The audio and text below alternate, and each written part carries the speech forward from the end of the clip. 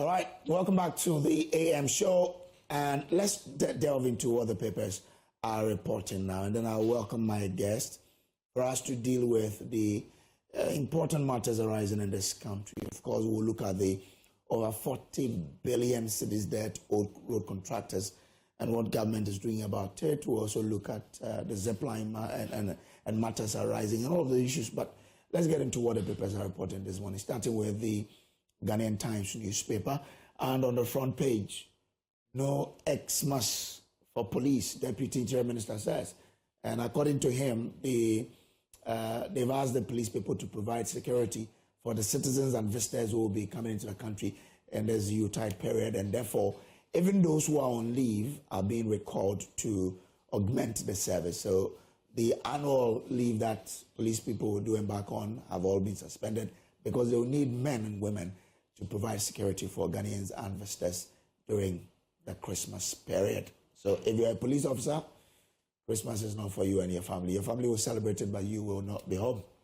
Now, NMC clears Angela List of bad press. You remember, Angela List is the CEO of Adamus Resources, an online press and a media house published stories about her that she and her team thought that, nah, this cannot be allowed to go. So they went to the NMC. NMC adjudicated the matter and found that she was not, the media houses had to apologize to her and Adamus Resources because of the bad press they gave her. The story is on page 11 of the Ghanaian Times. Government to deploy 700 medical doctors to district, Minister of Health says. And he says that there are doctors locked up in areas that are not needed, but there are other areas that are in need of medical doctors, and therefore the government prioritizes the distribution of doctors to areas that really need the services of these medical doctors, and therefore 700 of them will be distributed to these areas. Get details on page 9. We are told that national digital tools unveiled to address youth unemployment. Details are on page 12 of the Ghanaian Times. At the back page, gun amnesty takes off. Surrender all unregistered arms, Interior Minister says. So if you have not registered your firearm, this is a time for you to report it to the authorities for them to do what is necessary. After this period, then when they arrest you or when they see you with a gun, you will be arrested. That is not registered, I have to add. Now, over 200,000 birds vaccinated in 3 northern regions. Story, the details are there. Daily Guide newspaper, minority exposes airport services charge increment from 5 to 150 cedis. Now, this came up in Parliament yesterday when they were debating appropriation of, for the roads ministry, for the transport ministry as well. The chairman for the subsidiary legislation committee, Patrick Boama, then brought the issue up. The government is trying to smuggle into the House this increment in airport fares. So now, if you are a local traveler, you still pay 5 cedis. But if you are an international traveler, you will be charged no longer 5 cedis, but you'll be paying 150 cedis. And the minority says you can't do that because you want to avoid proper scrutiny. You need to come through the proper means. So that story is on page 3 of the Daily Guide newspaper. NMC orders 2 media houses to apologize over reports, and that is the Adamus Resources and their CEO, Angela List. Their details there. NSS scandal. Osei sweats over 623 million cedis bail. We understand that even after the bail was reduced from 800 million cedis, he's still not able to come up with, the sureties for the 623 million, and so he's still in the custody of the BNI. That is the Osei story. Now, GFP marks Ekwadonko 1-year remembrance. That story is also there. Court awaits Agrada plea deal outcome. And this is in relation to the allegation of she publishing naked photos of a certain prophet.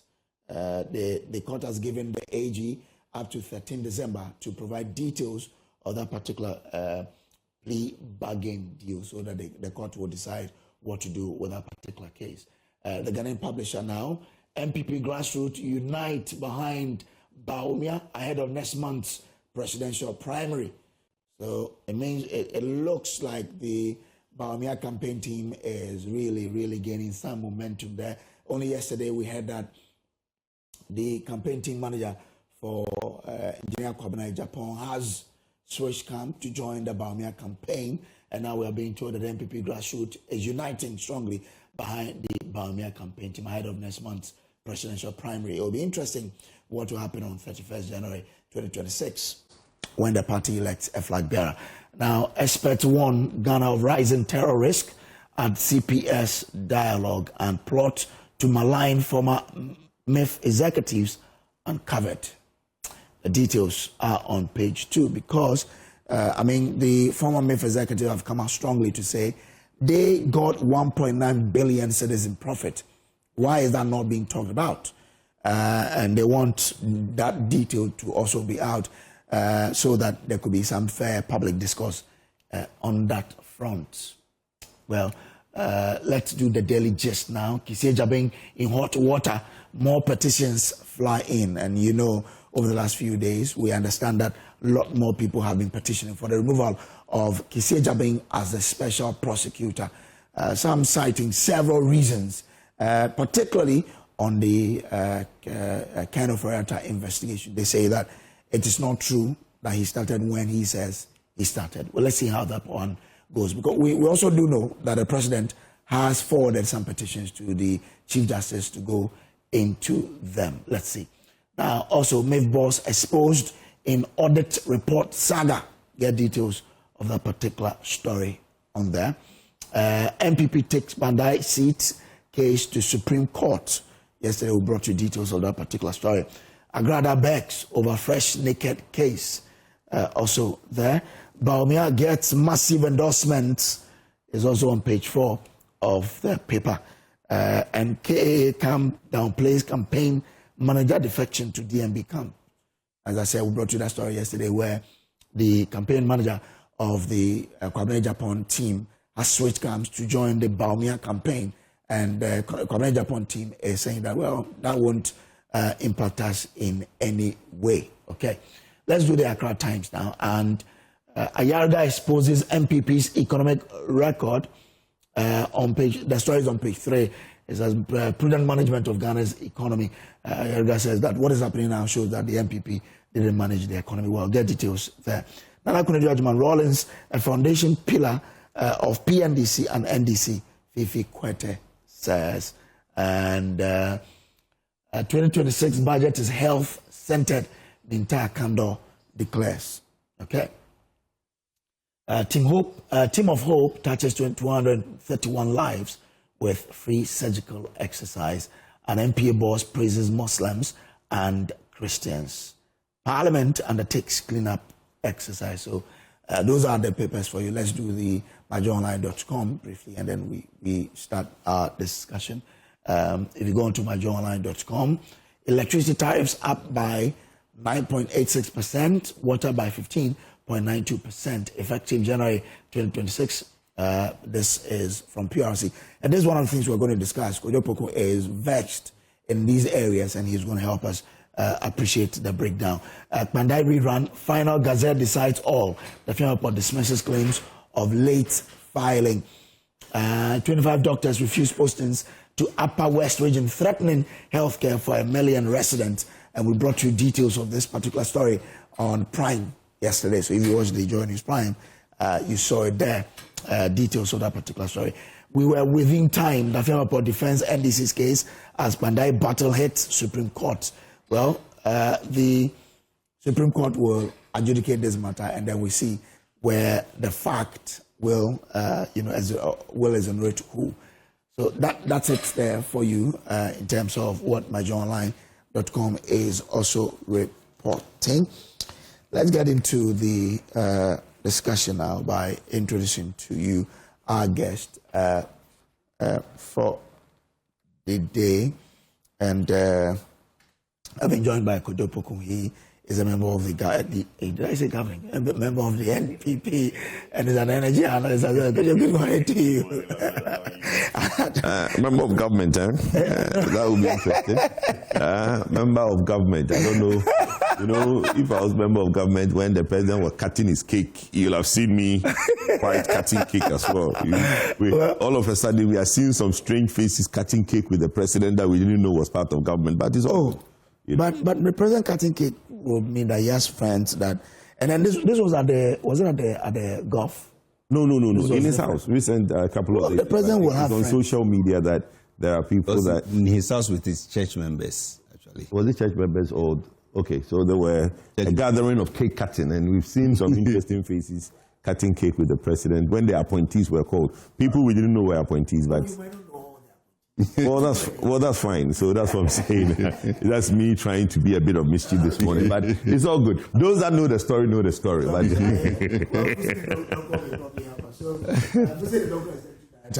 General of in charge of operations of the National Service Authority, right? Now FNA. Oh, you are now FNA. Yeah. Okay, FNA is Finance and Administration. Oh, okay, all right. Okay, that's fine. Thank you very much. Good morning to you. Good morning. Anything with a red? Oh, it's on religious background. Okay. All right then. Okay. Let's start with the tariffs, because we are now learning that PRC has increased. Let me introduce Dr. Kwame Asante. He's a political analyst and a lecturer at the University of Ghana. Prof, Doc, good morning to you and thanks for joining us. Doc, and of course, good morning to Ghanaians. All right, thank you very much. Let's start with the tariffs. 9.83 or so for power and the other for water. Why are we seeing this around this time? Well, it's effective 1st January. Yeah. The ASU government gives to Ghanaians for the New Year and the Christmas. This we knew was coming. Okay. You know, there was a major tariff review, which is done every 3-4 years. And that is not just looking at the 3 parameters that are normally looked at. You know, there is a quarterly review that looks at exchange rate, inflation, and cost of fuel, right? And then there is, and also if there is any losses or like changes in the prices, let's say the previous month, if there's any unpaid arrears, then they factor that in. But those are quarterly reviews. This one is what you call a major tariff review, which looks at all the other value chain, the VRA, GMPC, Ghana Gas. Everybody brings their proposal to PURC to say that, look, within the period, my operations are being affected. These are the things that are not being factored into the price formula. Can you please give me an increase? And yesterday, we saw the announcement for Ghana Water and ECG. I'm yet to find out if there was any approved increases for the other ones. Because the GMPC asked for tariffs increase for gas. Ghana Gas asked for tariff increase for gas. NEDCO asked for increase. VRA asked for increase. So I think as time goes on, when we see the report, we'll be able to break down to see what increases were given. But ultimately, all that feeds into one price, which is the electricity and water that you and I pay. For electricity, as we've all seen, is going up by 9.86, which is almost 10%. Well, it's a very clear message to Ghanaians that you had 2 parties. One said that, look, if you vote me into power, and let me take this opportunity to say good morning to Dr. Mahmoud Baumia, who just came back from the Eastern region. He had a very good tour of the Eastern region.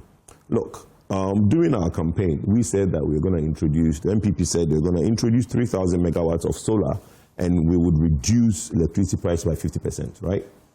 And nobody listened. They preferred to vote for NDC, who within this year already have increased more than 20% in electricity. When this 10% comes in, the total increment will be somewhere around maybe 30 point something percent year on year. If you look at what the tariff was in the beginning of the year, and you look at what the tariff is as at January 1st, when this new increase comes in. Let me just get the exact figure before somebody come and beat me up. I mean, the increment. So the exact increment year on year will be 30.63%.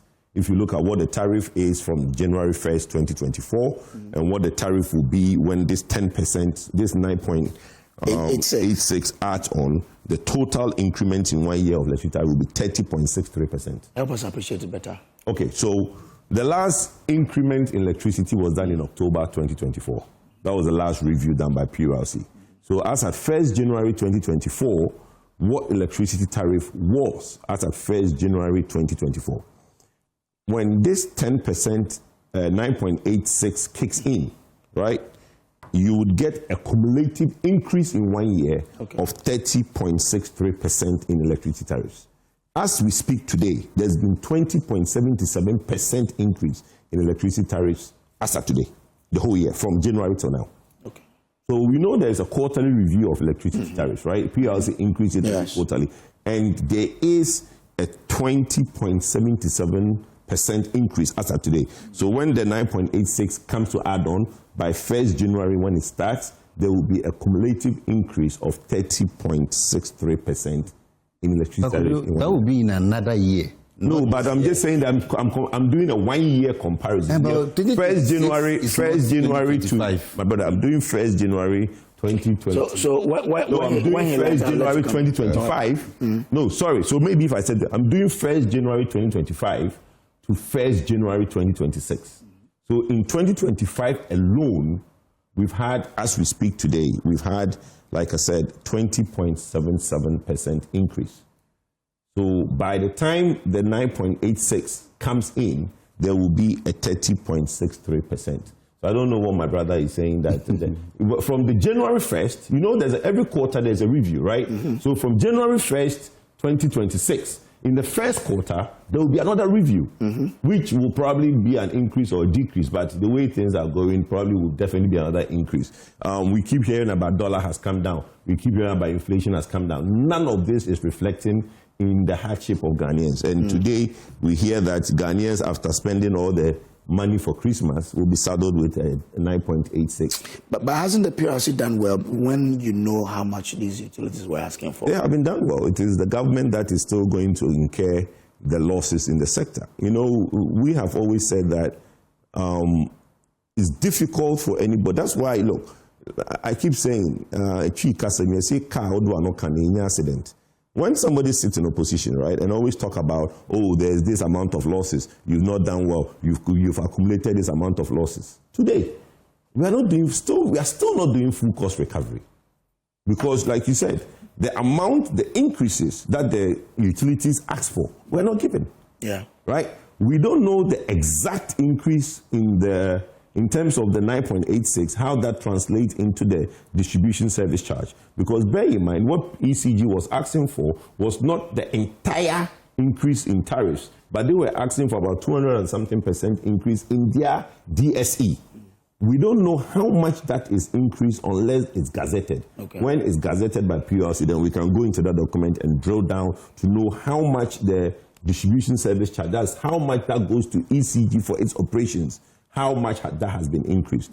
But even in view of this, if you read the document that came out yesterday, they said that they are going to do a quarterly review of the baseline amount, the figures, right? So if there is a need to increase, they will further increase the baselines. Then still do the quarterly review of the based on the dollar the dollar to the CD FX, inflation, and the fuel prices. Okay, so to the lay person, if say I buy 500 cedis for power, do I take it that 500 cedis is going to increase by 9.86%? Call it 10%. So it's 550 cedis. So you get another 50 cedis on top of your. Okay. Call it 10%. I mean, 9.86 is only run at 10%. If you buy 100 cedis, you will get 10 cedis. 110. If you buy 500 cedis, 550 550. Okay. Yeah. All right. So that's how much it works out to. But like I said, look, for me, I always say that when it comes to the energy sector, I don't do politics, right?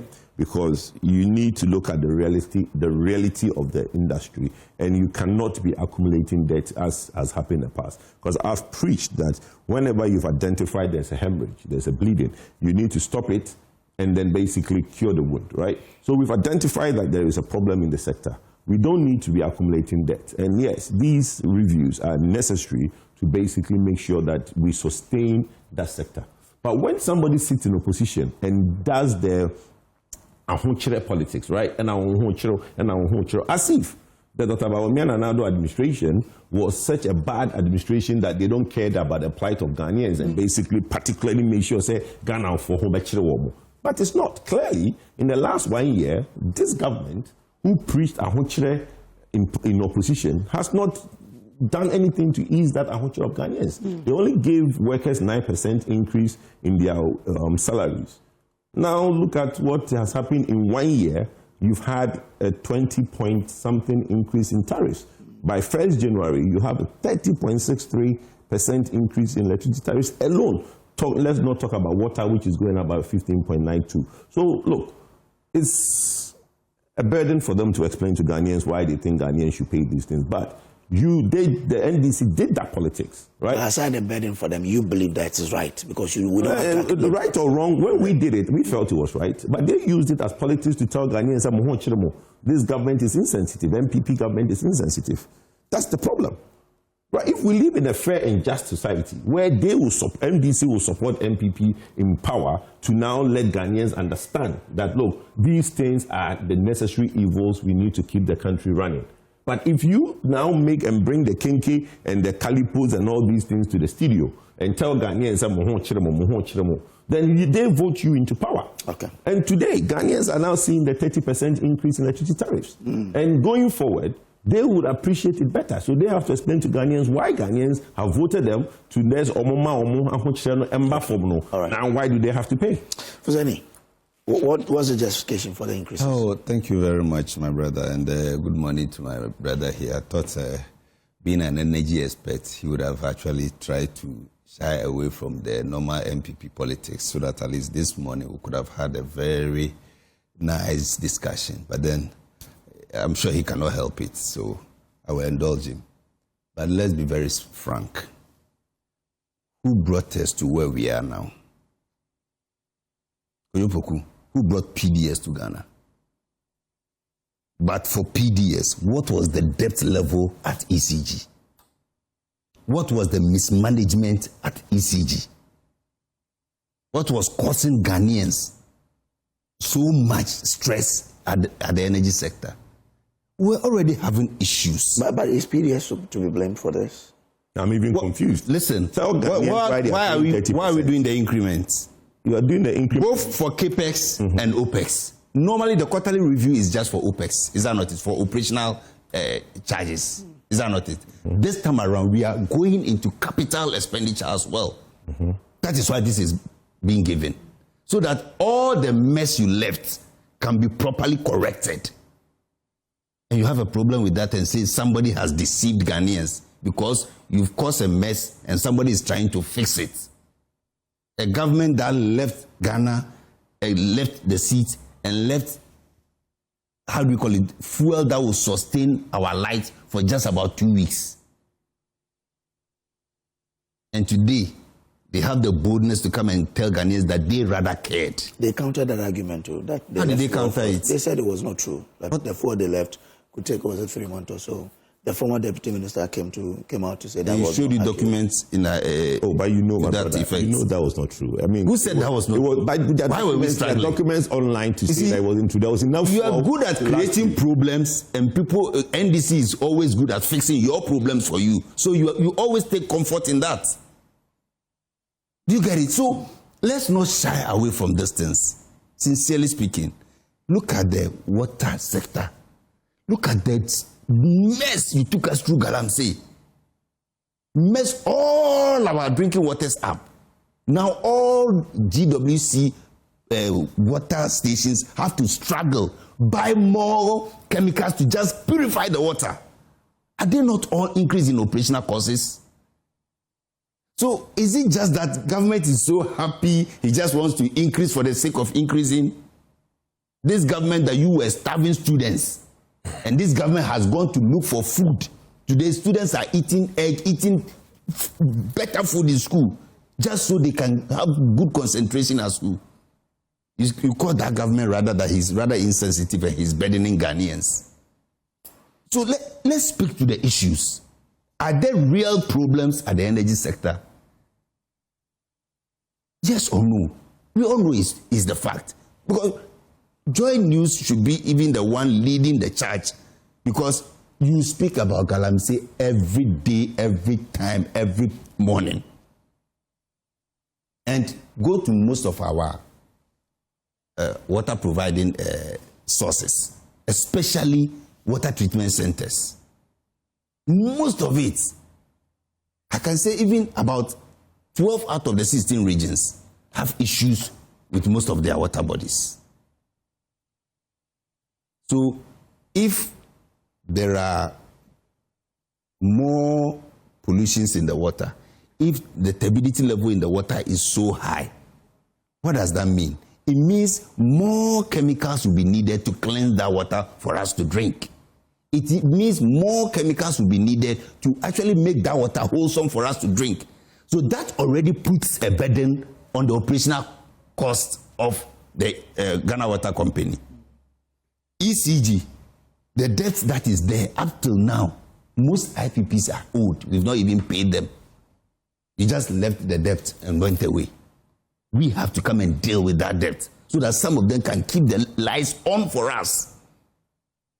So if they bring about, they wanted even huge increments, and government says no, combining both your capital expenditure, the capital expenditure that will go into rural electrification expansion, that will go into infrastructure, that will go into more, the transformers and all those things. Yes, this is what we are giving you, 9.86%. Use that to get everything done so that the light can be on for Ghanaians. But his argument is that this is not new, that all of the challenges you speak about, they've been there. Yet when you were in opposition, you were telling Ghanaians that they were insensitive to them. That's why they were. The point is that you were taking so much from ESLA and you were mismanaging the money. And where did that ESLA money go? The money that you took from ESLA was supposed to be used to pay the IPPs. And who took it home? You go to ask Ken Oforiatta, me that you're asking. Do I know where you know there's an ESLA account that is published every year, right? So where is the money? But the money, you know there's an ESLA account. Where is the money, Kojopoku? We couldn't find the money. Do you get the point? You were supposed to use that money to pay all the debts owed by ECG to IPPs. You didn't do that. Somebody else has to come and deal with that particular shortfall. Now the debts are being serviced.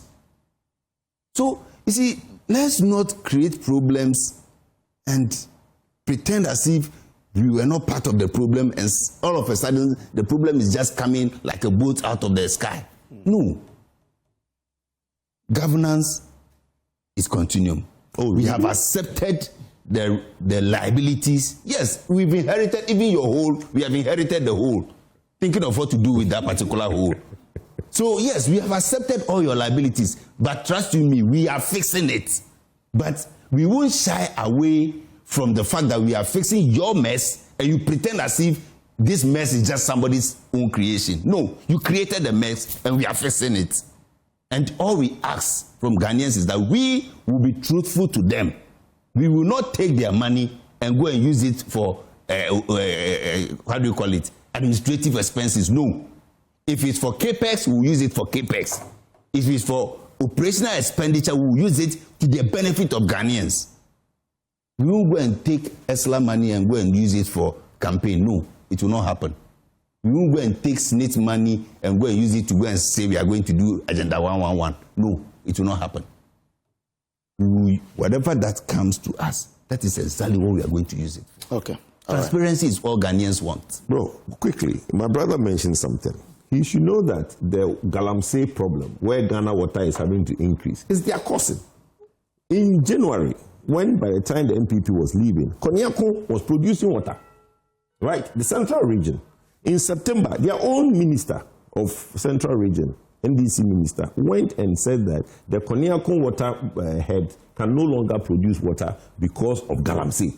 But as of January, January in September 2024, the water stability was the same. But they were Ghana water was. It was the same. But Ghana water was the same. Bro. Ghana water was producing water. You see, let's not make it look like you came in. The point is that I'm not saying Galamsey is new. But you made the point that Ghana water is having to buy. Konyako was producing water as of January 2025. But Galamsey, in September, but Galamsey is not a one political party. We agree. That's the point. I wanted to correct something. He's saying that it's Galamsey that is making Ghana water buy more chemicals. We agree. But I want to point it to him that it has gotten worse under their watch in the last 1 year. We are rather that's fine. But Ghanaians who are there looking at you were having presidential forest and the rest. All right, thank you. let me bring in Dr. Ghanaians will be the determinants of that. Doc, let me come to you as a consumer, as an ordinary Ghanaian, listening to the argument here and looking at the fact that PURC has increased utility for power and water. Power is by 9.86%, water is by 15.92%. How does that come to you as an ordinary Ghanaian who's going out there to buy power and water? We are in tears because, take it or leave it, we bear the brunt of the actions of the political actors. But Mr. Poku says something which I want to take my conversation from that. You talk about the fact that there are certain canons they use to, fix these tariffs. One is inflation, one is for exchange rate and transport and all that. If that is the case, let us ask ourselves that today, what is the exchange rate? Is it something that has improved compared to previous time? What is the inflation? Has it improved? Yes. Compared to previous time? Transport fares and all that. If you look at this, my understanding as a layperson and as a consumer is that we are doing better in terms of these figures now. So the figures we are seeing, which is on the rise, something must explain that to us. One is obviously the debt accumulated in the sector. Two, mismanagement or inefficiencies on the part of ECG and other problems. So when all these things are boxed up, then we, the consumers, we are the one who bear the brunt of all these things. Over the years, what I have seen is that the political actors, and I'm talking about the political parties, the two dominant ones, have not come clean with what ought to be done in that area to salvage the situation. You will see them, hiding a lot of information from us, and that we don't have much, we as consumers. We are there, and then the PURC has no choice than look at all these things and fix something for us. I believe that governance is, you trigger that with what? Transparency. And you come out with information that is truthful at all times so that we can follow the conversation. I listened to the two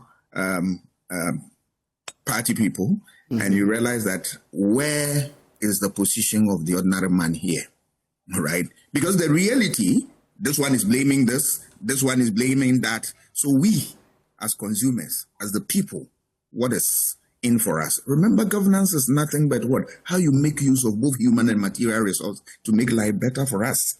Look at today, issue of Galamsey. It did not start today, but today we have what? Worst form of it. The year before was not also better. All that we want is that if you look at the stability levels, they were telling us that we have gone past the threshold long time. So I am expecting effort at what? Bringing them down. So sometimes when I listen to the political actors and they talk, I listen for listening's sake. Because the real issue is that how are they dealing with the debt that is sitting there? And it's what? affecting us? How are they dealing with what? The turbidity levels. How are they dealing with what? Inflation. How do you keep the economy healthy so that when you use these things as what the standard, the canons to measure and then detect, set the prices, will not be at a disadvantaged position. It's very, very unfortunate. But the ordinary man has no choice than to listen to them and all that. But I believe that we will watch and see which of them is able to do well. We will always give our mandate to them so that they can govern on our behalf. Okay. Let me come to you, political actors. Then you've listened. Political actors. I like that name actually. Yeah, political actors. If me and my brother was to star in a movie, he would be good. What would you be? Okay, so who will be the protagonist? Who will be the antagonist? They're always there. The antagonist. The antagonist. He will be a killer. Me will show. Okay, but you've listened to him. Yeah. Do we all agree that it's time probably would take partisan politics out of the conversations on utility? You posted on September 9th. Something we posted? Yes, on Joy News. Okay. Galamsey pushes Ghana Water Gridco to demand higher tariffs as 8 utility companies, including ECG and VRA, submit proposal for significant increases to PURC. Yes. So it's not just that I'm just looking for an excuse for the increase.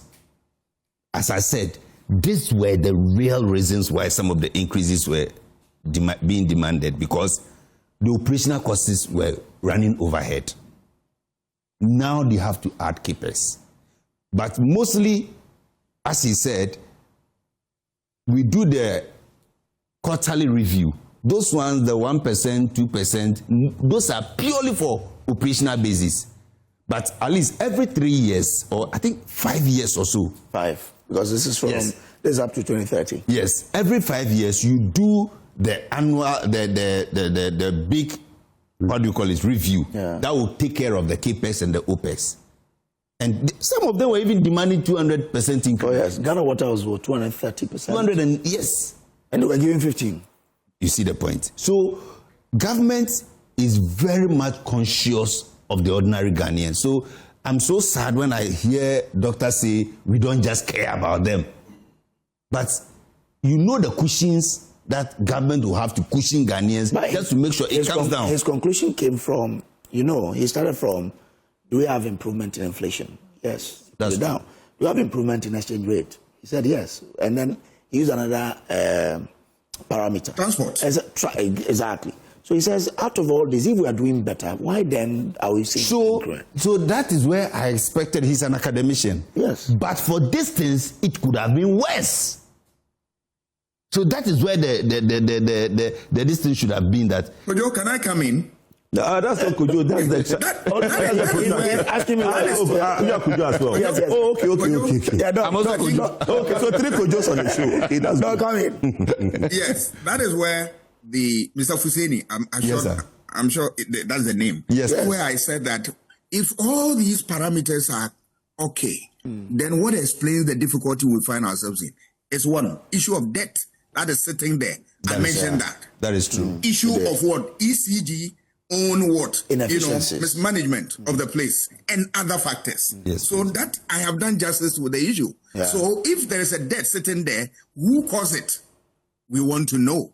And how do we deal with it?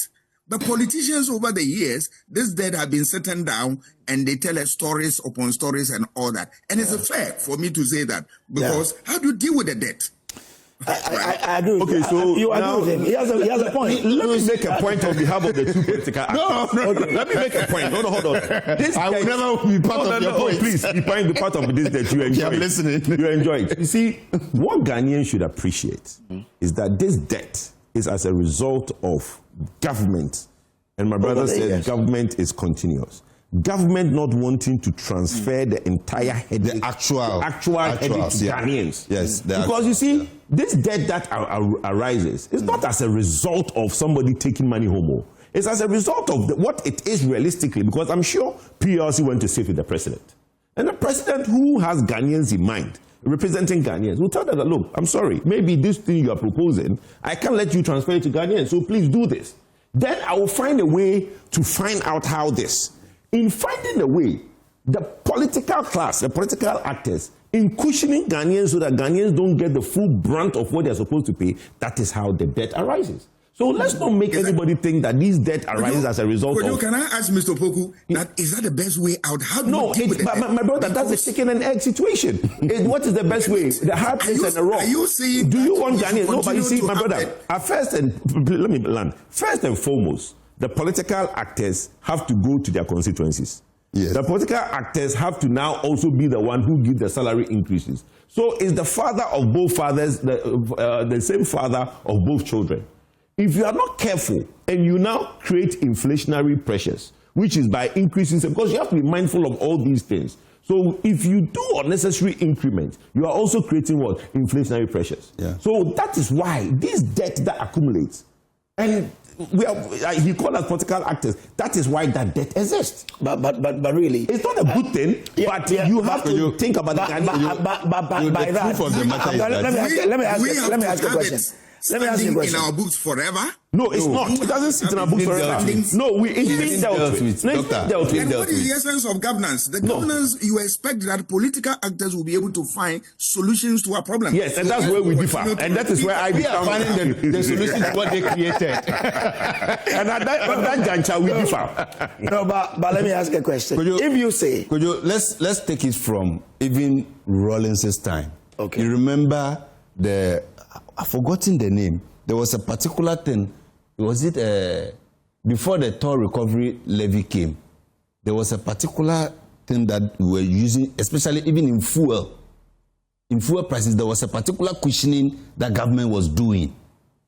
I've forgotten the actual name. Before toll debt recovery? Yes, before. I don't. Before President Kufuor's time. Yes. During Rawlings's time, anytime there has to be an increment, government will absorb it. Yes. Because that time it was not regulated. Yes. It was not. It was regulated. It was regulated. It was regulated. It was not deregulated. Very good. So that one also piled up there. And then anytime there was supposed to be an increment in the energy sector too, government in a way will also say, I've absorbed it. Don't put all to the consumers. So there was even a certain buffer between, I think, 0 to 50. The lifeline. The lifeline. 0 to 30 kilowatts hour.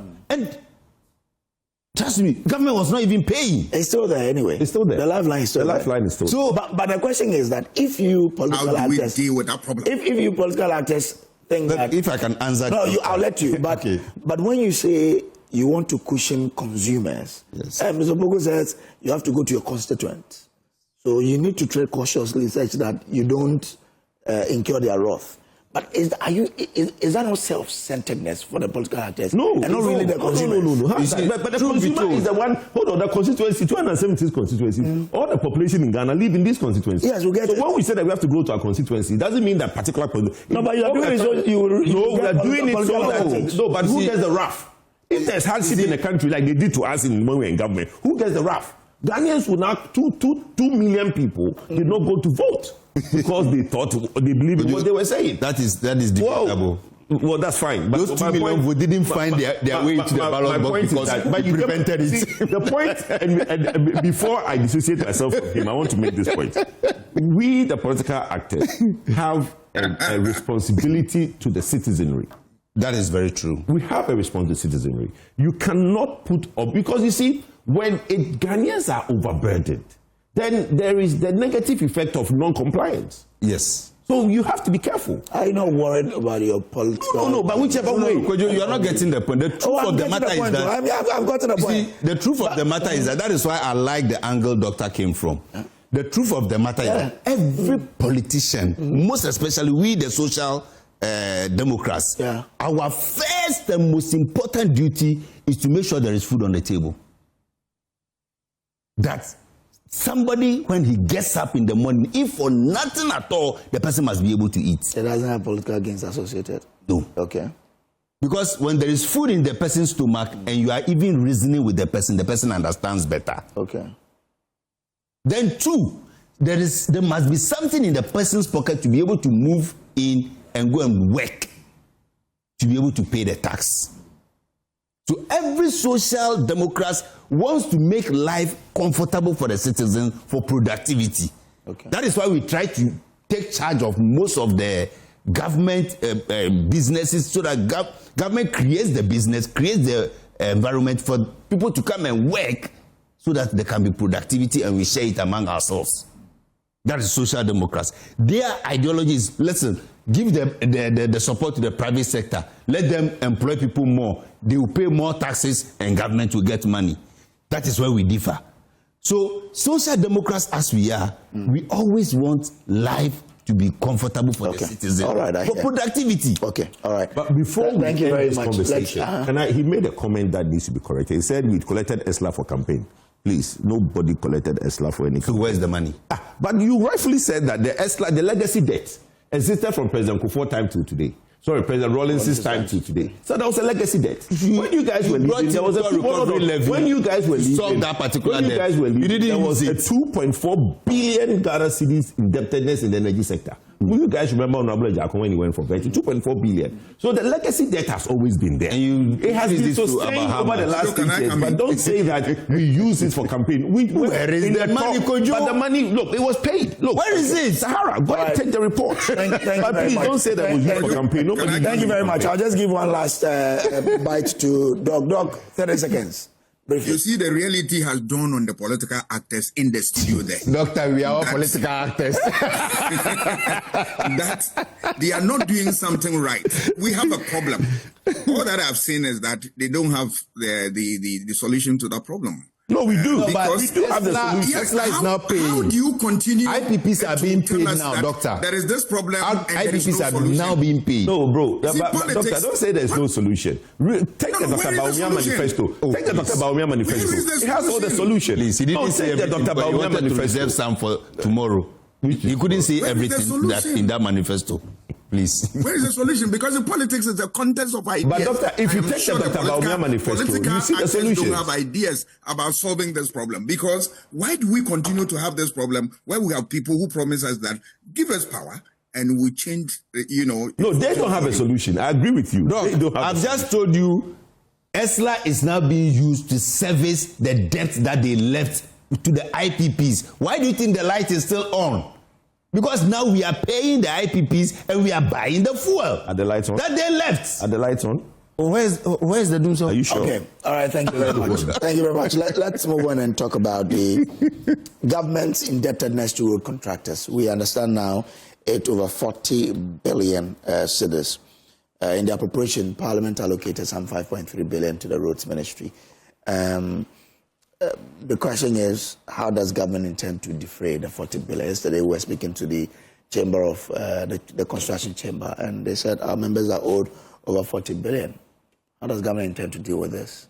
Okay, so if I listen to the road minister very well, this debt is not like the actuals of everything that is supposed to be paid, because there are some that are even making claims to roads they've not even finished. Oh, the chamber says this figure is after the audit that the minister sanctioned. I'm here to get the minister's actual figure, actually. Okay. Because I know there are audits going on. There are claims that are actually even not verifiable. There are claims in there that even the road, when you go, there's no work on it. But they are also even submitted certificates for payments. You see, one trick about some of our contractors is that if there is a change in government, they hurriedly go and try to complete some of the works that they are even abandoned just to try and raise certificates to go and see if they can get payments. So I'm happy our road minister now is a certified engineer. He knows his work, and the people there also know what they are doing. So yes, the audit is a good thing. Let them audit everything. So for me, I will plead that we all wait for what the actual figures that the minister will also bring out. This is what the contractors are claiming. After the audit, this is what the minister also says. Yes, after the audit, this is what I believe we actually owe you. Then we deal with it from that place. But then I will also be happy if they are able to even publish some of the unsubstantiated claims that found their way into this particular cost build-up. So that those ones do, even if it's for nothing at all, at least naming and shaming is okay. Somebody will do 20% complete and you quickly run and send certificate for payment. So let's actually try and then get the things clearer. But for me, the person who said he has constructed road from Ghana to China today left and we are saddled with this debt. How did that happen? The year of road, the year of what? They've done 6,000 kilometers, or was it 6,000 kilometers of roads? They've done roads more than even every government combined. Nanado has done road more than them. Okay. So were the roads just being awarded and contractors were just working without payments? Or what were they doing? I'm confused, my brother is saying that. No, because we had to come, and even this Nsawam of Anko guy, we had to come and start paying him again. But in your submission, you said government is continuous. So what are we talking about? You see, what is it? What is it? You said the fact that it's a continuum doesn't mean we shouldn't talk about the mess you left. No, but don't say that. But the things you're saying undercut what you said earlier. No. Look, so if I people should this 40 billion is not coming from January to how do we call it? No, December. No, that must be made clear. You see, there is if you're not careful, they will conveniently hide behind some of these things and make it look as if, NDC government has come, awarded so much contracts, and now there is debt.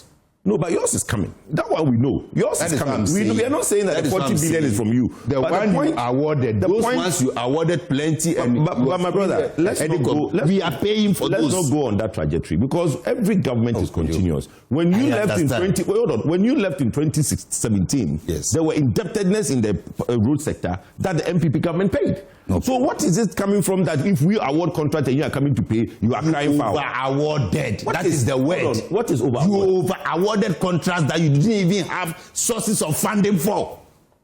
You were just awarding contracts left, right, center.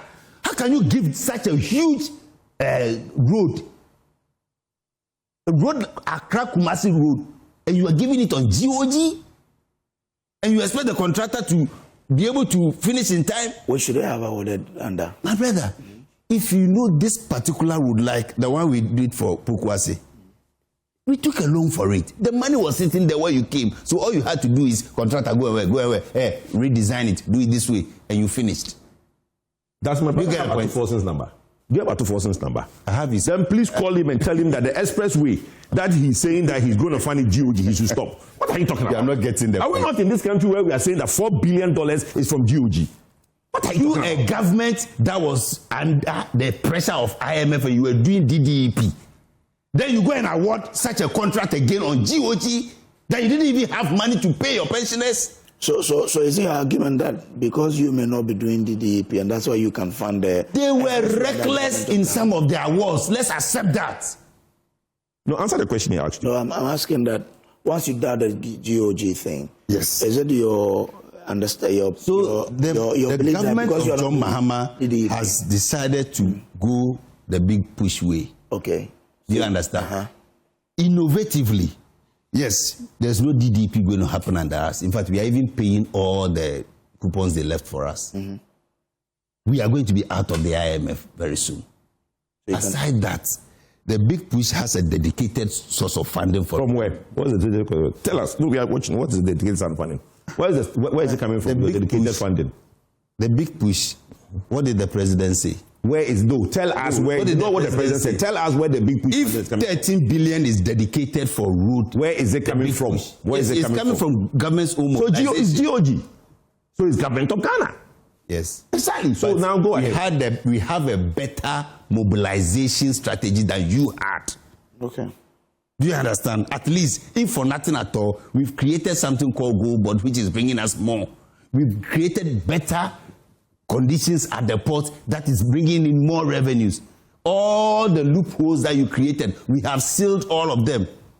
Kojo, do you know that about $31 billion just developed wings, flew out of Ghana, went that they were going to buy something and come. The money went, goods never came. That's $1 billion. But it's not your money. $31 billion. But it's not your money. It's private sector money. Yes. It's not your money. It's government. Normally, so why all those monies, when they go out to go and get something, they would have paid taxes on it to government, but they were able to bypass. I'm confused. Yeah, you'll be confused. Do people pay taxes on their investment or in their do you pay taxes on your savings? So when you are transferring money, don't you pay taxes? No, who pay taxes? When you transfer money, you pay what do you call it? You pay charges to the bank, but not taxes. Those charges. No. What I'm saying to you is that you don't charge people's investment. It goes to the bank. It's not government's money. So if you are able to bypass all those things and the money just go out, but that's in the name of going to buy goods, not that I'm sending money to my account offshore. Was the government that sent those monies? The 31 billion? No, not government. Individuals under their watch. So what is the challenge? The challenge here is that they were able to circumvent the system and made government lose a huge sums of monies that would have come to government. For what? I'm just telling you. How would that come to government? Revenue leakages that we are blocking. Do you get a point? So if you are going to buy goods and you send the money and the goods come, by all means, government to get taxes on the goods. Is that not it? So if you deceive government, I'm going to buy this, you send the money and the goods never come. Have you not beaten government to it? Is it not tax avoidance? Are you getting the point? I don't get where the tax avoidance is, but you go ahead. Can I say something? No, you can't say anything. He'll wrap up in the next 10 minutes for me. Yeah. Yes, I will wait for the audit report from the Minister of Roads and Highways. I know some of the claims by all means will be vetted out. Then the actuals, thankfully, all the roads that are needed by Ghanaians, especially the big ones that were started, government is continuing almost all of them. But even if the actuals come to say around 30 billion, 5.3 billion cannot deal with it. So how are you going to defray those debts? Yeah, so sincerely speaking, like I said, I would rather wait. Because all ministries... I'm only asking that the appropriation to the ministry is 5.3 billion. Yes. Even if you owe the contractors... For 2026. Yes. Even if you owe the contractors 30 billion. Or even 10 billion. That is not enough. So like I said, every ministry submits their private, their individual budgets. We don't know what the the road ministry submitted. Okay. Whether it includes debts or this is just for capex or opex, we don't know. All right. But I'm sure, because there is always something else allocated for big push, which rather sits with the finance ministry. Yes. That one is not with the road ministry. Yeah, but big push wouldn't go to settle debt. That's for the project. That's what I'm saying. So this 5 billion, I'm not sure it's dedicated to just debts. Okay. All right. I hear. Thank you very much. Look, let me say something. He talks about Gold Board.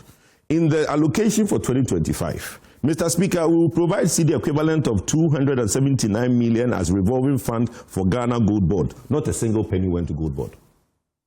Not a single penny went to Gold Board. We've not funded Gold Board. Hold on. This is for which year? This is for the budget with Atofosu read in 2025 when their first budget. Okay. Their first budget. And you can 57. You can confirm that. Honorable Patrick Boama, hold on. Honorable Patrick Boama did the right information to Ministry of Finance, and they replied, Honorable Patrick Boama, that not a single penny has gone to Gold Board. But then it wasn't. No. I mean, last month, Honorable Patrick Boama sent a letter to Ministry of Finance. He did an interview in Parliament and said that the Ministry of Finance have not released a PESWA to Gold Board. So the 279 million, oh my brother, let me finish. The 279, no, it's not. You are supposed to fund it. You said, and so Atofosin came and lied to us. Mr. Speaker, we will provide a CD equivalent of 279 million as revolving fund to the Ghana Gold Board to enable to purchase and export at least 3 tons of gold per week from small-scale miners. That was a lie. You did not send a single penny to Gold Board. Let me move on. How was Gold Board functioning? Gold Board, go and ask them how they are functioning, telling us lies about the things that they are doing. Let me tell you something. Let me move on.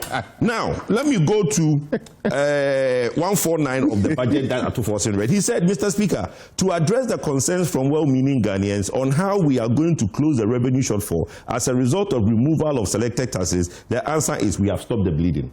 Now, they claim that they have stopped the bleeding. They've done this at the port. They've done this. They've done it. As a result, they are going to be able to fund their budget. You heard my big brother, my brothers in the Parliament House, right, when they were debating the budget, when they talked about the revenue shortfalls that the government has. The government has a hole in his budget, not being able to meet its revenue targets. Now, in this 2026 budget, government is now saying that he wants appropriation of 357 billion Ghana cedis. Meanwhile, your possible revenue for the year of 2026 will be the most, and I'm being generous, 220 billion. There's a shortfall of $137 billion that we don't know where it's going to come from. Now, in every budget... It's not 237 billion. Yes, well, because, listen, I'm just giving, in terms of revenues, right? Yeah. Don't look at the projected revenues they do in the budget. Look at what they can do. This year, by the end of the year, they can only do maximum of 200 billion Ghana cedis. They are talking about doing 227 billion. I challenge them, they can't do it. Right? So maximum, and everybody should mark it on the wall. By the time we see the media budget or the media budget next year, we realize that the 2025 revenue is 200 billion. Let them do a 10% improvement in 2026. Maximum revenue, 220 billion. If you are asking for appropriation of 357 billion, it means that your shortfall is 137 billion. Let's even stick to where they now went in their budget, say they are going to borrow, how they are going to fund the budget, right? They said they are going to do 71 billion from the local market. So they are going to borrow locally 71 billion Ghana cedis, which I don't know where they are going to find 6 billion Ghana cedis, $6 billion in this market. Let's give it to them that they are going to borrow 71 billion Ghana cedis from the local market, right? And they are going to do only $6 billion from the international, 6.6 from the international market. So you add 6 billion from the international market, 6 point something, depending on the exchange rate in the local market. You add that possible, let's say, $12 billion, right? They are going to borrow. In that line, where do they say that because we have stopped the bleeding, because we plugged the loopholes at the port, because we've done all these magnificent things, there is a savings of X that we are bringing to support the budget? Where is it in the budget? So one person who is very well versed in the economy says the Bank of Ghana has been funding Gold Board. But they denied it.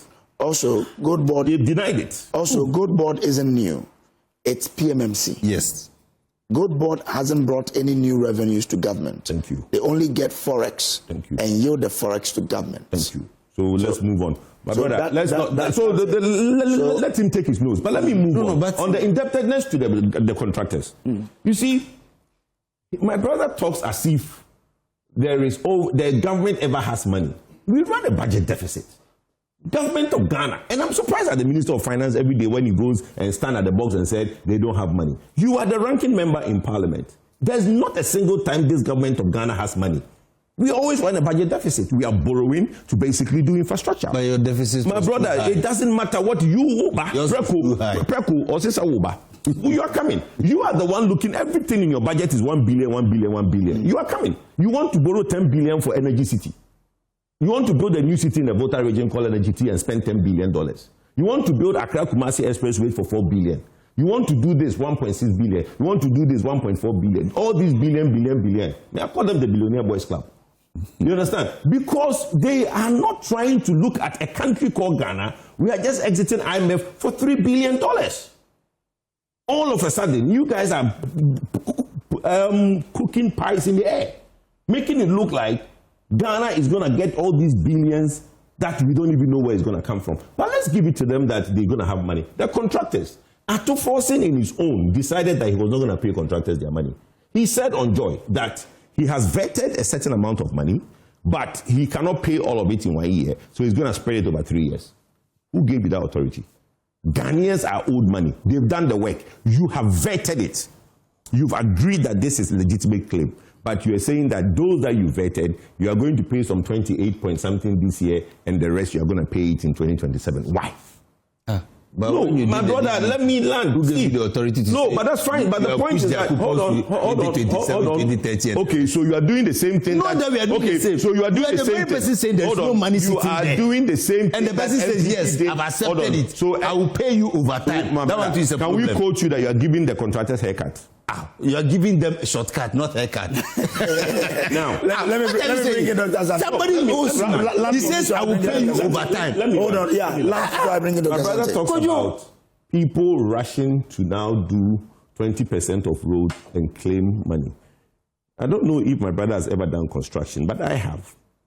Before somebody can raise a certificate, there's a process he goes through. Engineers go to site to inspect the road, certify the work done before a certificate is raised. If the Ministry of Roads and Highway is having problems with certificate raised, they should talk to their internal engineers, not the contractor. Because the contractor will do the work, he will call the internal engineer to come and do the inspection, and it will go through certification before it is called a certificate. So if these things have come and you came to meet a certain debt and you are trying to vet it and you are saying that you are finding fault with the certificate, then it's internal processes that you need to find, not the contractors you need to find. NDC is punishing Ghana contractors. Why? Because they see them as MPP contractors. Meanwhile, in the last 10 months, all roads contracts they've given to their contractors, they paid them. Which ones have been finished? Okay, all right. Let me bring in Dr. Kwame Santante. Doc, yes. where do you stand on this government indebtedness to road contractors? I am worried because I have found a few things that I want to share with everybody. If you look at all that we are seeing, we have seen mismanagement in the area of the road sector. Why am I saying this? They talk about the fact that, we had so much in terms of what revenue we raised, but how much did we use to fund some of these things? If you read the Auditor General's report and corruption and all that, figures there, if we mobilize all these things well, I am not sure, even if we need to borrow to build roads, the debt in there will be reduced, because then we'll be in a position to be able to raise our own revenue. Remember, in governance, there's something we call state capacity. One of it is that the ability of the state to raise revenue to run its own affairs.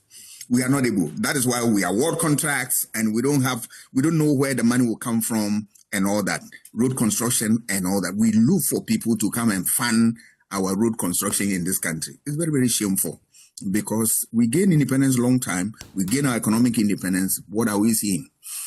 Two, issue of corruption is steep in there. Contractors, we have heard that the political actors, they take certain percentage of the money that is meant for road construction, and they leave us with poor roads. So all the time, we need to go to the road and then fix it. We are fixing roads all the time. But look at Kwame Nkrumah. He constructed Tema Motorway in 1950s, and it's still solid.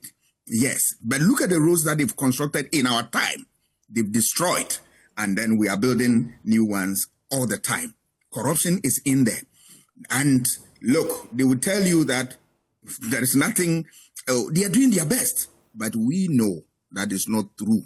Because once you take money from a contractor, you have weaken the quality of the work that the person is going to do. You cannot inspect anything. You cannot look for quality. You have compromised yourself. Okay. And that is why we are constructing roads all the time, and yet we don't have solid roads all the time. Another thing is the issue of mismanagement, which I have talked about, and then also the extractive capacity. We have not been able to manage the sector well. It is true that we always look for resources to fund our programs, but if we are careful and minded of governing in such a way that we will reduce unnecessary expenditure, we will close in and then be disciplined physical discipline, we'll be able to raise enough resources to be able to run the affairs of the state. The quick thing we always do is that we believe in quick fixes. We just run to IMF World Bank and the rest, so that they give you resources and other. Those institutions are very kind, because if they were so difficult, I'm not sure we'll continue to have resources from them. And because that opportunity exists, our leaders abuse that small thing, instead of sitting down, thinking outside the box, and then creating resources for us to run the affairs of the state using our own resources. They are quick to go out there and borrow. I am happy with the things I see with the good board. It's my hope and prayer that they will maintain that. Because, look, we ran to IMF for $3 billion, less than 1 year. They've raked in about $7 billion. So I ask myself, the political actors, did they know how to govern? And did they also have ideas to raise in resources so that we can deal with some of these things ourselves? Okay. But that's an erroneous statement. When IMF give us money, it's fresh money we've gotten into our coffers. Gold board is only exchanging cedis and giving us forex. So it's not fresh capital. Let's the two. If the IMF give you money, it's fresh capital. You've gotten 3 billion into your coffers.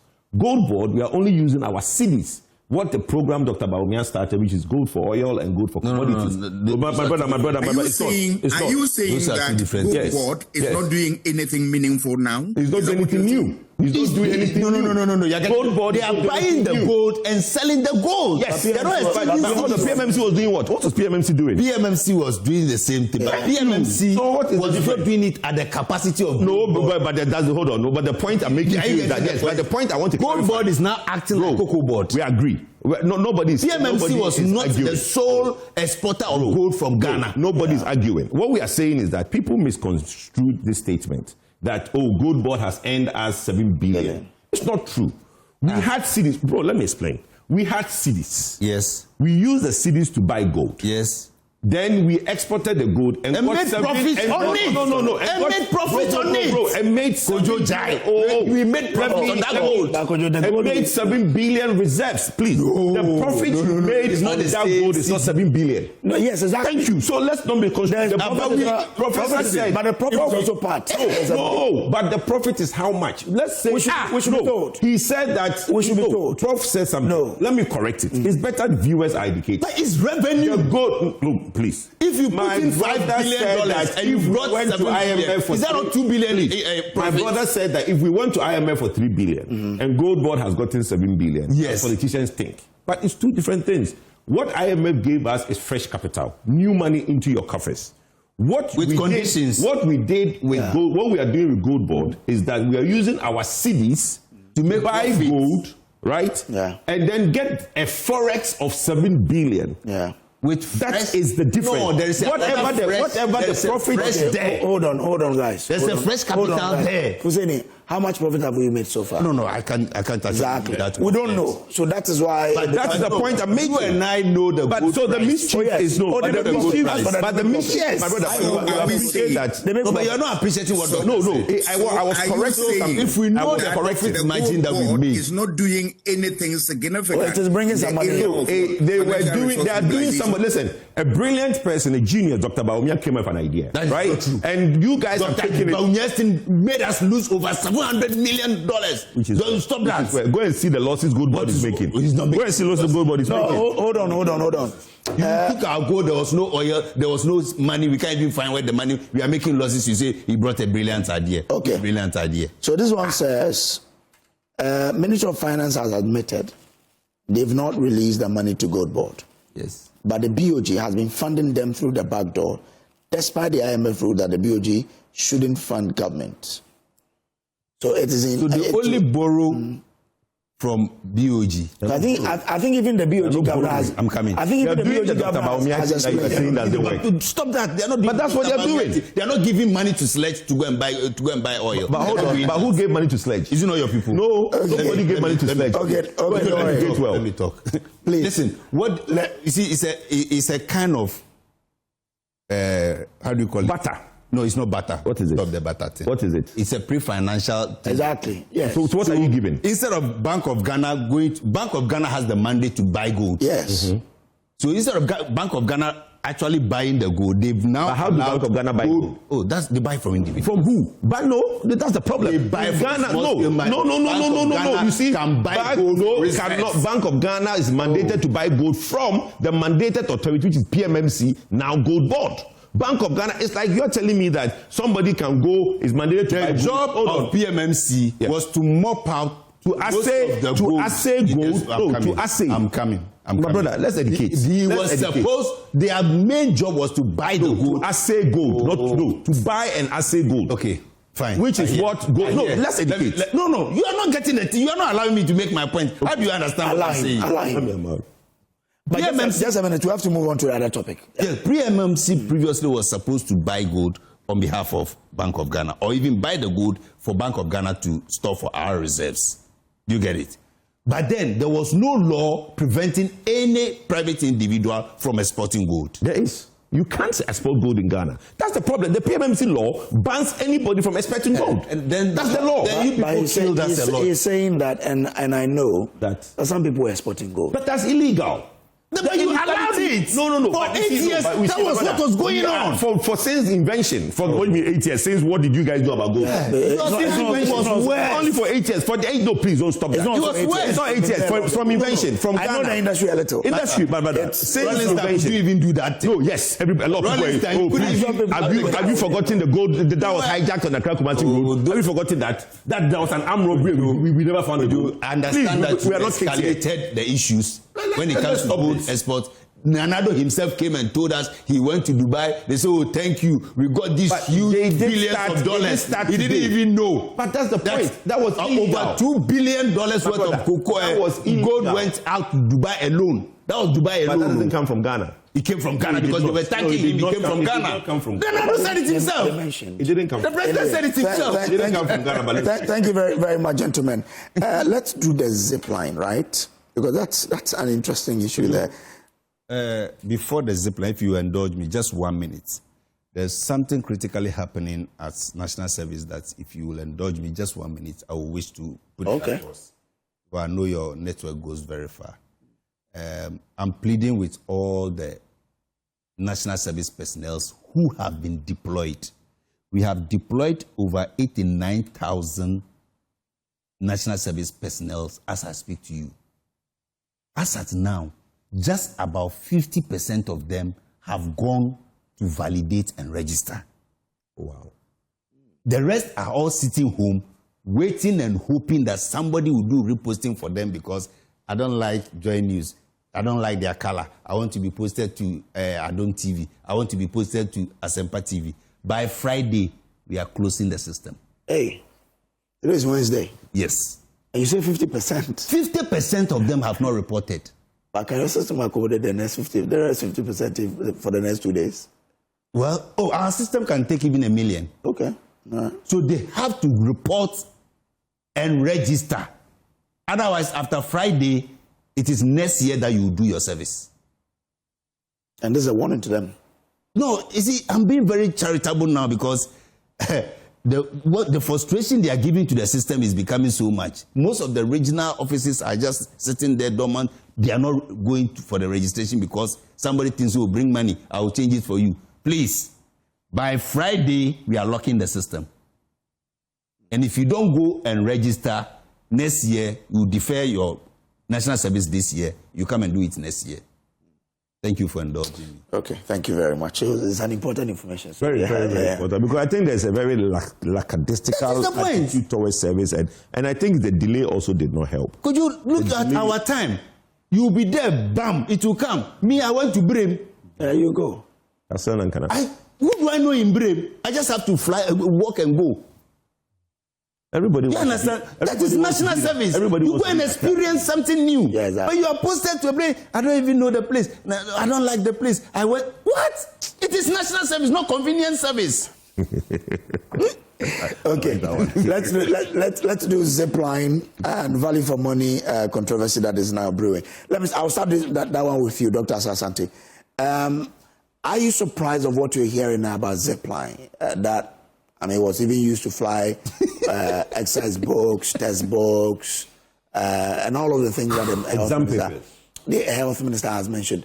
really, when you hear that, how do you now view the whole zipline system in the wake of this controversy that we are hearing? Condom.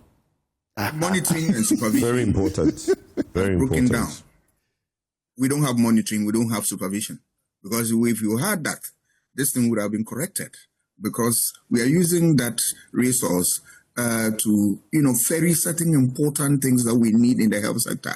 Yeah. But if we can go off the tangent, and then we are doing some of these things, and there's nobody to check that until the minister's report flag this, then obviously, then there's something wrong with that.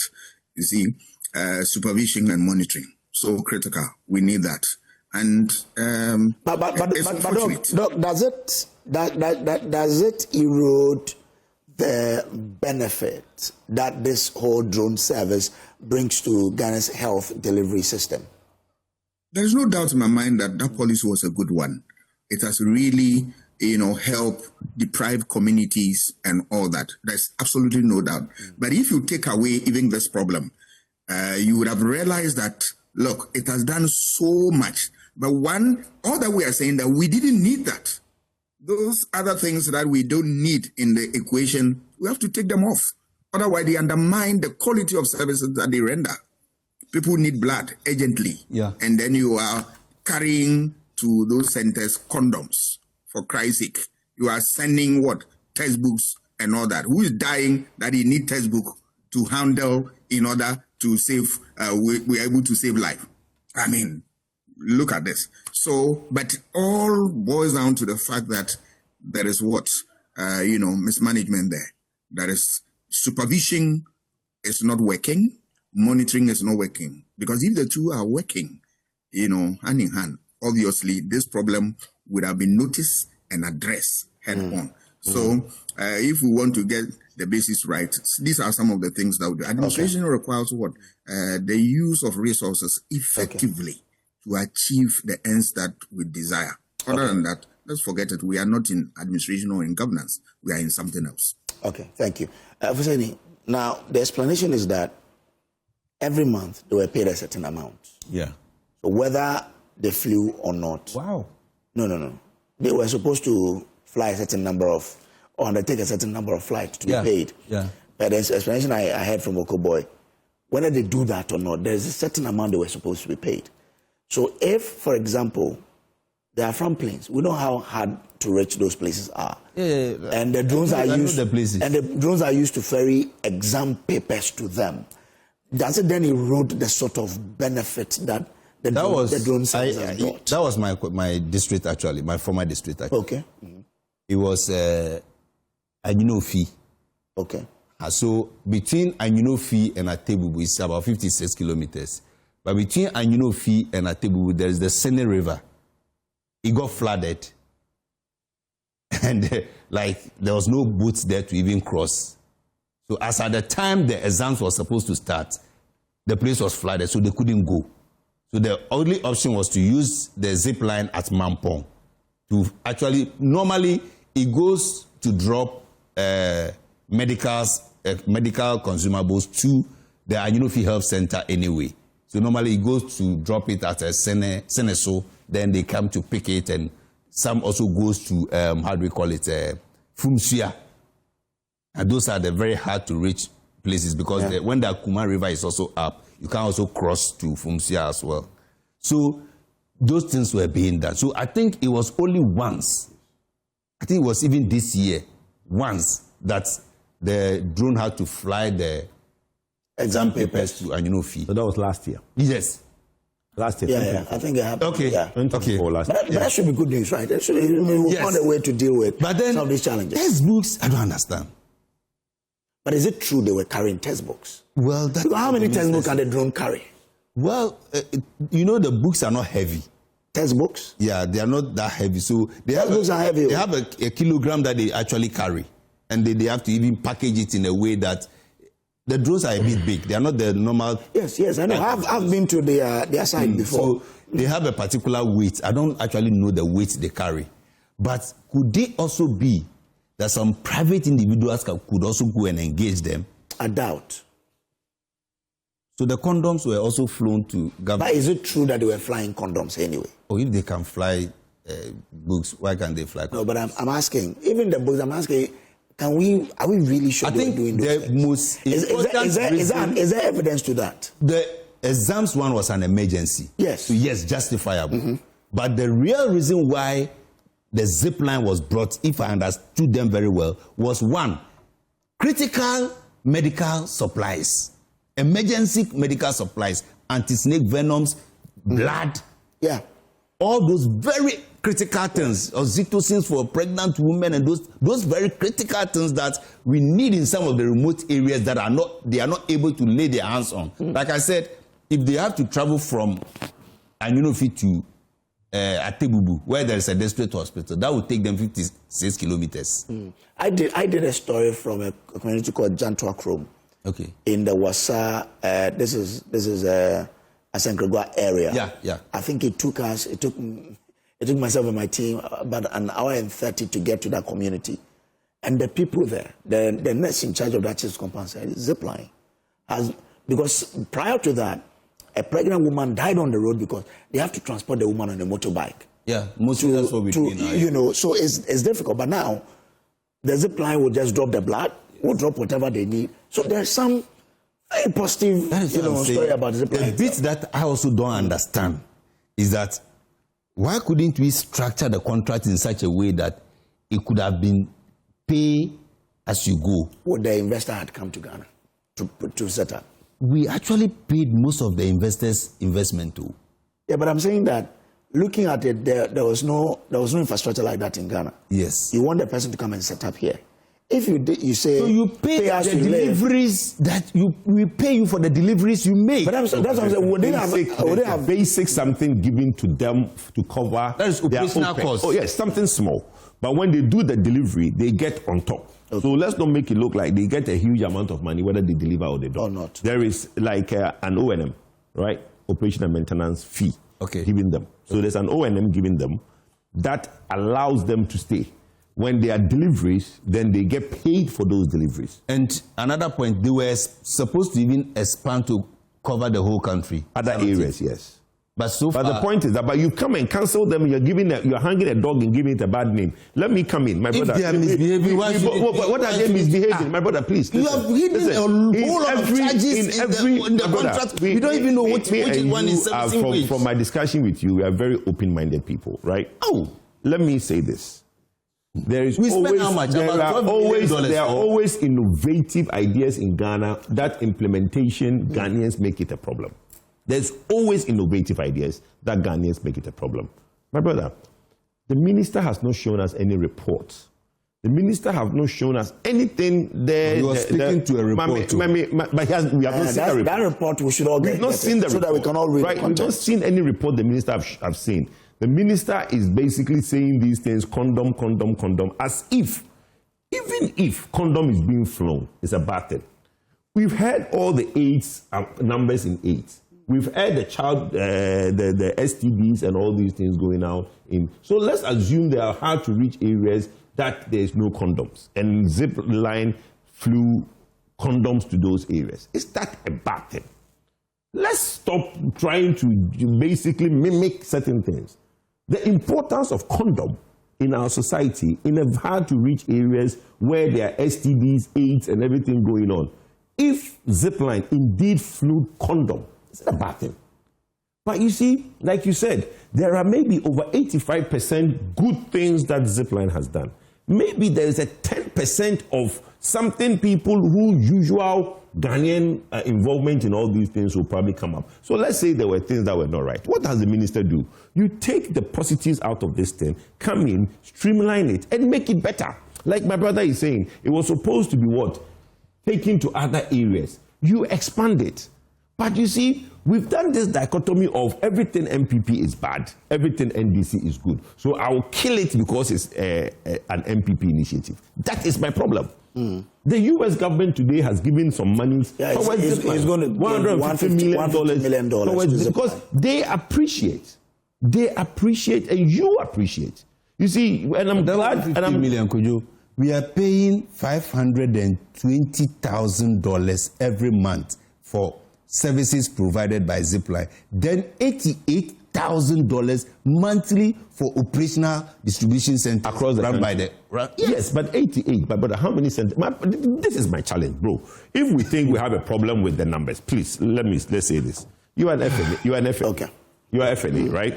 Let's say we have problems with the challenges. You came into national service. Maybe there's a software which works very well, and you have challenges with it. You call the vendor and say that, look, my brother, these things you guys have, yes, it's doing marvelous work, but we have challenges with what you are charging us. If my predecessor did not charge well, me, I want to renegotiate, blah, blah, blah. Sit them down and streamline it. You understand? For the benefit of Ghanaians. Okay, all right. But the minute we start doing these things which Akando is doing, it will create a problem. Because everything MPP, he wants to shut it down. Okay, all right. This one says we should not also lose sight of the fact that all the deliveries were at the request of the Ghana Health Service. So if they carried condoms and the rest, now who caused up? So what of the textbooks? We don't know for a fact. That's not to us. We don't know the for a fact. Let me say hi to you, Techi Mensah. He is watching us in Cape Coast. Techi Mensah, good morning to you. And also my friend Raymond. That's my secretary. Raymond. Is that Techi Mensah my secretary? Well, yeah, he was my friend alternate. He's my secretary. He's the secretary for Central Region. Okay. Regional secretary. Yeah, Okay. Techi, morning. Raymond, a brother of mine in Jabin Chrome, so and the man when they miss him, when we cry, them the Kenya, the black obo. This is a hunter. Oh, wonderful. Na mo okay ye bela mo boama anda fa da mababa fiane ye ma e hozro na ye wa iru aka nyamane shele ne ye de mo ye nyane melala anda ma ne nti ye de e wa na de bela e hobo eva e maye.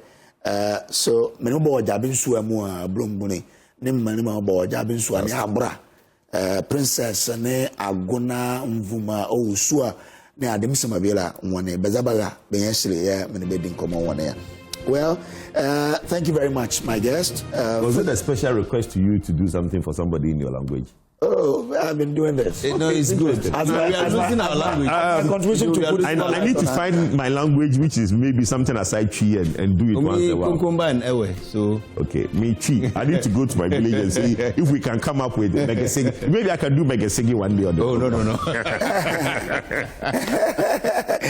Okay, all right. Thank you very much. Fuseni is the Deputy Director General at the National, in charge of now Finance and Administration for the National Service Authority. That's why he sounded that alarm there earlier. Kojopoku is an energy analyst and a member of the NPP. Okay, yes. He has not shelved that. He says he's a member of the Baumia. No, I am a leading member of the Baumia. Yeah, exactly. Very leading member. That one nobody takes away from me. He believes that Baumia is winning. We are winning with Baumia 100%. But again, there's no contest. There's no contest. Anyway, there's no the contest. AM show is sponsored by Shield Silicon, paying from Azar.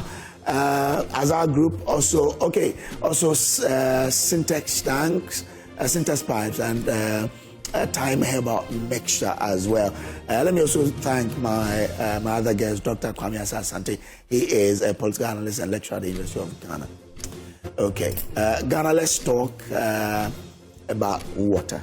Okay, so you know what? I'll take a break. When I come back, we'll have more to share with you. Okay, now let's talk about the water tanks. Do you know the secret to real water storage? It's simple. If your tank doesn't have the tortoise on it, then it's not the correct tank. That's right. The tortoise tank, Syntex tank, is the champion of water tanks. It is strong, durable, and built to handle our Ghanaian weather. So rain or shine, Syntex tank has got your back. So my people, go outside, check your tank, and if it doesn't have a tortoise on it, it's time to upgrade. Join the Syntex tank family today and enjoy water storage that's tough like a tortoise. Call 0244 335 168, 0244 335 168 to buy now or find one of our 400 agents nationwide. You can also shop online at syntexgh.com. Syntex tank, strong, tough. Now, Time Herbal mixture is suitable for the treatment of malaria fever, loss of appetite. If you cannot eat, please, you need to eat. So get Time Herbal. General body pains, rashes, general well-being as well. They are suitable for use by individuals of all genders. For bulk purchase, contact all herbal and pharmacy shops around you or call 0244 417669, 0244 417669. We'll take a break here. We'll be back with more. Please do stay.